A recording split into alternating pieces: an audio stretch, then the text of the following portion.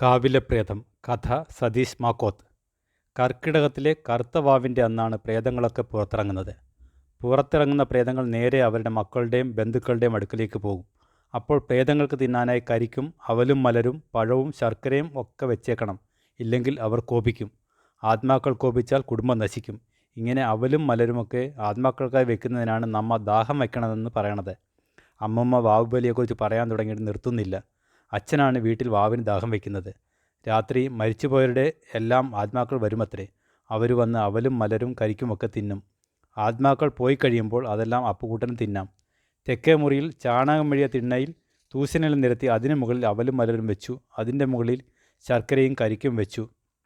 5 തിരിയിട്ട നിലവിളക്ക് കത്തിച്ചു. അപ്പുക്കുട്ടനാണ് ചന്ദനത്തിരി കത്തിച്ചത്.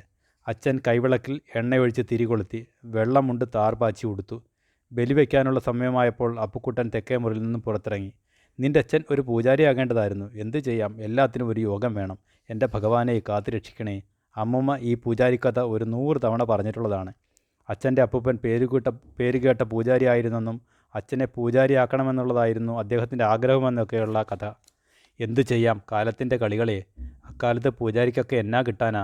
അമ്പലത്തിൽ നിന്ന് കിട്ടുന്നതിൻ്റെ ഒരു പങ്ക് വിശപ്പടക്കാൻ പറ്റിയെങ്കിലായി. അമ്മൂമ്മയുടെ നോട്ടം കിഴക്കേപ്പറമ്പിലെ ഉംബ്രിശാന്തിയുടെ വീട്ടിലേക്കായി. അടുത്തതായി അമ്മൂമ്മ പറയാൻ പോകുന്ന കാര്യങ്ങളും അപ്പുക്കുട്ടൻ ഊഹിച്ചു. അകത്ത് മണികിലുങ്ങുന്നു. ഇന്നത്തെ കാലത്ത് പൂജാരികൾക്കാ പണം. ദൈവത്തെ വിറ്റ് കാശാക്കുമല്ലേ ആൾക്കാർ. ഇപ്പോഴും നോട്ടം ഉംബ്രിശാന്തിയുടെ മാളിക വീട്ടിലേക്ക് തന്നെ. എൻ്റെ കുഞ്ഞ് പൂജ പഠിക്കാതെ കയർ ഫാക്ടറി പോയി. അന്നതായിരുന്നു കാശ്. ഇപ്പോൾ ദേ കയറുമില്ല, ഫാക്ടറിയുമില്ല. അപ്പുക്കുട്ടൻ വെറ്റയും പാകം കൂടി ചതച്ച് അമ്മൂമ്മയുടെ വായിൽ വെച്ചു കൊടുത്തു. എത്ര തവണ കേട്ട കഥകളാണ്. പിന്നെയും പിന്നെയും. അച്ഛൻ വാതിൽ തുറന്ന് പുറത്തു വന്നു. വീതി വെച്ചിരിക്കുക, കുറച്ച് കഴിഞ്ഞ് നമുക്ക് കഴിക്കാം. അപ്പുക്കുട്ടൻ്റെ കവിളിൽ അച്ഛൻ നുള്ളി. ദാഹം വെച്ച സാധനങ്ങളൊക്കെ ആത്മാക്കൾക്കായി തിന്നാനായി വെച്ചിരിക്കുകയാണ്. അവർ വന്ന് തിന്നുപോയി കഴിഞ്ഞാൽ പിന്നെ അപ്പുക്കുട്ടന് തിന്നാം, അമ്മുമ്മയ്ക്ക് തിന്നാം, എല്ലാവർക്കും തിന്നാം. ഈ ആത്മാക്കൾ എങ്ങനെയാണ് ഇരിക്കുന്നത്? നമുക്കെന്താ കാണാൻ പറ്റാത്തേ? അപ്പുക്കുട്ടൻ്റെ സംശയത്തിന് അമ്മുമ്മയ്ക്ക് മറുപടി ഉണ്ടായിരുന്നു. വായിലെ മുറുക്കാൻ അമ്മമ്മ പുറത്തേക്ക് തുപ്പി. എടാ ചെറുക്ക, നീ അങ്ങോട്ട് നോക്ക്. അങ്ങ് ദൂരെ പാതിരപ്പള്ളിയിൽ റേഡിയോ നിലയത്തിൻ്റെ ഏരിയൽ കാണാം. അതിൻ്റെ മുകളിലെ ചുവപ്പ് വെളിച്ചവും കാണാം. കണ്ടോളെ ചെറുക്ക, റേഡിയോ നിലത്തിൽ പറയണതൊക്കെ നമ്മൾ കേൾക്കണത് എങ്ങനാ? അമ്മൂമ്മ തന്നെ ഉത്തരവും പറഞ്ഞു. നമ്മുടെ കണാരം മൂപ്പൻ്റെ റേഡിയോയിൽ കൂടി. കാറ്റിൽ കൂടി വരുന്ന ശബ്ദം നമ്മൾ അറിയണേയില്ല. അതേപോലെ ആത്മാക്കളും. നമ്മൾ മനുഷ്യർക്ക് കാണാൻ പറ്റില്ല അവരെ. പക്ഷേ പട്ടിക്കും പൂച്ചയ്ക്കുമൊക്കെ ആത്മാക്കളെ കാണാം.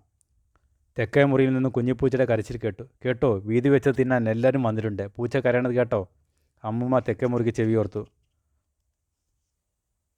തുള വീണ് ഞാൻ നാടുന്ന ആ വലിയ ചെവിയുടെ തുഞ്ചത്ത് തൂങ്ങുന്ന കല്ലുവെച്ച കമ്മൽ മണ്ണെണ്ണ വെട്ടത്തിൽ തിളങ്ങുന്നു. എല്ലാം നശിപ്പിച്ചു ഈ പണ്ടാരം പൂച്ച. അമ്മ ഒരു വടിയുമായി കുഞ്ഞിപ്പൂച്ചയുടെ പുറകെ ഓടുന്നു. ആത്മാക്കളെ കണ്ട് പേടിച്ച പൂച്ചയാ. അതിനെ നീ എന്തിനാ പിന്നെയും ദ്രോഹിക്കുന്നേ? ഇനിയുള്ള അംഗം അമ്മയും അമ്മുമ്മയും കൂടി ആയിരിക്കുമെന്ന് അപ്പുക്കുട്ടന് ഉറപ്പായി. അവൻ തെക്കേ മുറിയുടെ തുറന്നു കിടന്ന വാതിൽ കൂടി അകത്തേക്ക് നോക്കി. കഷ്ടം.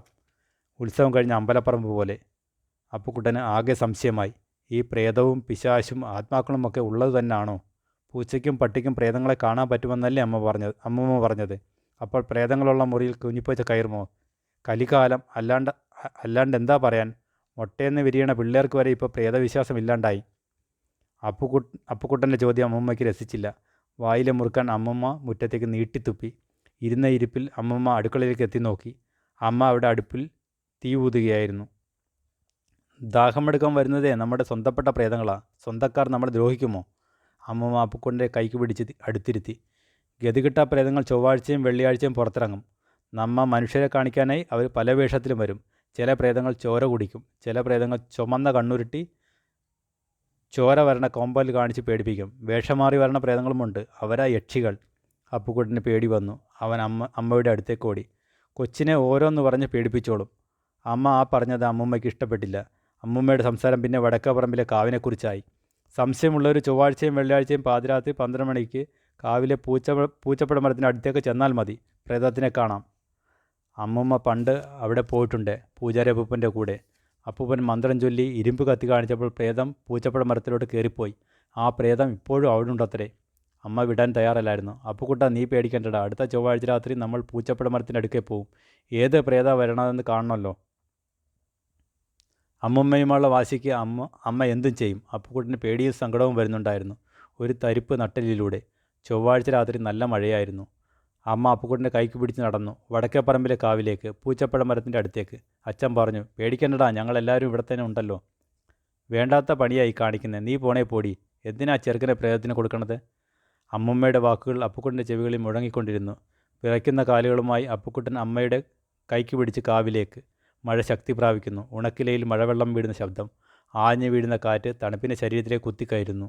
അമ്മ അപ്പുക്കുട്ടനെ വലിച്ചുകൊണ്ട് ഓടുകയാണ്. കാവിലേക്ക്, പൂച്ചപ്പഴ മരത്തിൻ്റെ ചോട്ടിലേക്ക്. അപ്പുക്കുട്ടൻ കണ്ണടച്ചു പിടിച്ചു. കൊന്തൻ പല്ല് കാണിച്ച് ചോരയിട്ടെന്ന് നാവ് പുറത്തിട്ട് തട്ടാസീർന്ന ഗതിയില്ല പ്രേതം. കണ്ണടച്ചിട്ടും അപ്പുക്കുട്ടന് കാണാം. അവൻ്റെ കണ്ണീർ മഴവെള്ളത്തിൽ അലിഞ്ഞുപോയി. അമ്മയുടെ ശബ്ദം, നോക്കുമോനെ, ദേ പൂച്ചപ്പഴ മരം. ഇവിടെ പ്രേതവുമില്ല, ഒരു മണ്ണാങ്കട്ടയുമില്ല. അപ്പുക്കുട്ടൻ കണ്ണു തുറന്നു. കുറ്റാക്കുറ്റിട്ട് ആഞ്ഞു വീഴുന്ന കാറ്റിൽ കാവിലെ മരക്കൊമ്പുകൾ കൂട്ടിയിടിക്കുന്നു. ഇലകളിൽ തട്ടി വീഴുന്ന വെള്ളത്തിൻ്റെ ശബ്ദം. കാലിൻ്റെ മുകളിലൂടെ എന്തൊക്കെയോ ഇഴയുന്നു. പെട്ടെന്ന് ഒരിടിമിന്നൽ. മിന്നൽ വെളിച്ചത്തിൽ അപ്പുക്കുട്ടൻ അത് വ്യക്തമായി കണ്ടു. പൂച്ചപ്പഴ മരത്തിൻ്റെ ചില്ലകൾക്കിടയിൽ 2 ചുവന്ന കണ്ണുകൾ, ചോരയിട്ട് വീഴുന്ന കണ്ണുകൾ. ആ മഴയിലും നിക്കറിൻ്റെ പിന്നിലുണ്ടായ ചൂടുള്ള നനവ് അവൻ അറിഞ്ഞു. പിറ്റേന്ന് കണ്ണു തുറന്നപ്പോൾ അമ്മ അടുത്തുണ്ടായിരുന്നു. അച്ഛനും ഉണ്ടായിരുന്നു. സേതുവും ഉണ്ടായിരുന്നു. പ്രേതത്തെ നേരിട്ട് കണ്ട ധീരനെ പോലെ അവൻ അവളെ നോക്കി. അവൾ പൊട്ടിപ്പൊട്ടിച്ചിരിക്കുന്നു. പേടിച്ചു തൂറി, മൂങ്ങായെ കണ്ട. അവളത് പറഞ്ഞു തീരുന്നതിന് മുന്നേ അപ്പുക്കുട്ടൻ പായയിൽ നിന്നും ചാടി എണീറ്റു. നിന്നെ ഞാൻ... അച്ഛൻ അവൻ്റെ കയ്യിൽ പിടിച്ചു. പോട്ടടാ, ഈ പ്രേതവും പിശാചുമൊക്കെ മനസ്സിൻ്റെ ഓരോ വിചാരങ്ങളാ, അങ്ങനൊന്നുമില്ലടാ. അപ്പുക്കുട്ടന് ആലോചിക്കാനൊന്നുമില്ലായിരുന്നു. അങ്ങനൊന്നുമില്ല, അച്ഛനെന്തിനാ ആത്മാക്കൾക്കായി ബലിയിടുന്നേ? ഒരു നിമിഷം അച്ഛൻ ആലോചിച്ചു നിന്നു. എന്നിട്ട് പറഞ്ഞു, ഈ സമൂഹത്തെ ബോധിപ്പിക്കാനായി ചിലപ്പോൾ നമ്മൾ ചിലതൊക്കെ ചെയ്യേണ്ടതായി വരും.